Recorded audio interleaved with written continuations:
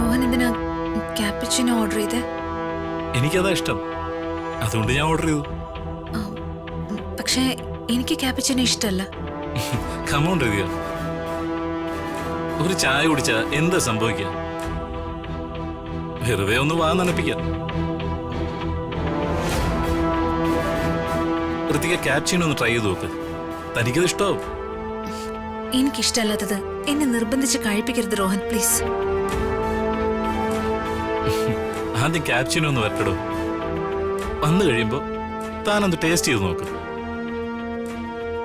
എന്നിട്ട് തീരുമാനിക്കുക കുടിക്കണത് വേണ്ടയോ. ഞാൻ പറഞ്ഞത് മനസ്സിലായോ? നമ്മുടെയൊക്കെ ഉള്ളില് വലിയൊരു പ്രശ്നമുണ്ട്. നമ്മുടെ ഇഷ്ടങ്ങൾക്കനുസരിച്ച് ഒരു കംഫർട്ട് സോൺ പിടിച്ച് നമ്മളങ്ങ് ജീവിക്കാൻ ശ്രമിക്കും. ശരിക്കും അതിന്റെ ആവശ്യമൊന്നുമില്ല. എന്നെ സംബന്ധിച്ചിടത്തോളം എല്ലാം മൈൻഡ് സെറ്റിന്റെ പ്രശ്നങ്ങളാണെന്ന് എനിക്കറിയാം. എടോ, ഈ ഇഷ്ടങ്ങളൊക്കെ മാറി മാറി വരുവടോ. കംഫർട്ട് സോണിൽ നിന്ന് താനൊന്ന് പുറത്തു വരാൻ ധൈര്യം കാണിച്ചാൽ മതി. മനസ്സിലായില്ല. ആ, പറഞ്ഞുതരാം. കാര്യങ്ങൾ വളരെ സിമ്പിളാണ്. ഫോർ എക്സാമ്പിൾ, തനിക്കൊരാളെ ഇഷ്ടമാണ്, പക്ഷെ അയാൾക്ക് തന്നെ വേണ്ട. താൻ അയാളെ തന്നെ വേണമെന്ന് വാശി പിടിച്ച് തപസ് ചെയ്തിരുന്നിട്ട് ഒരു കാര്യമില്ല.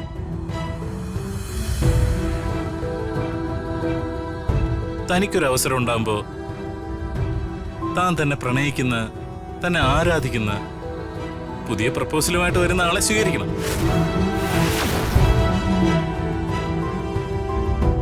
അപ്പൊ ഇതാണല്ലേ ഞാൻ അയച്ച മെസ്സേജിനുള്ള മറുപടി?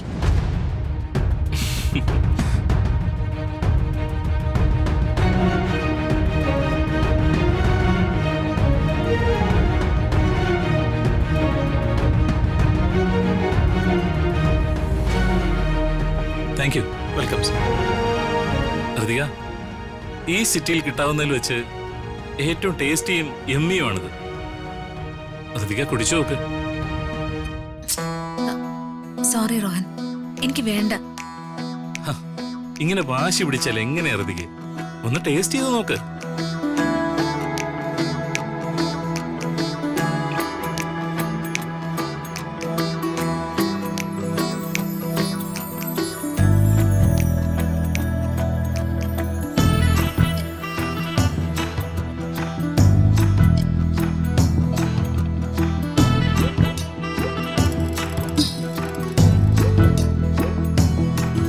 പ്ലീസ്.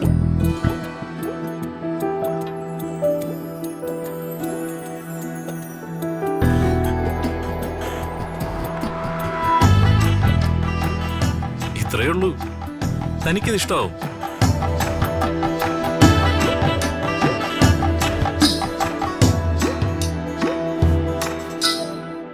എന്നെയും തനിക്ക് ഇഷ്ടമാവും. അയ്യോ,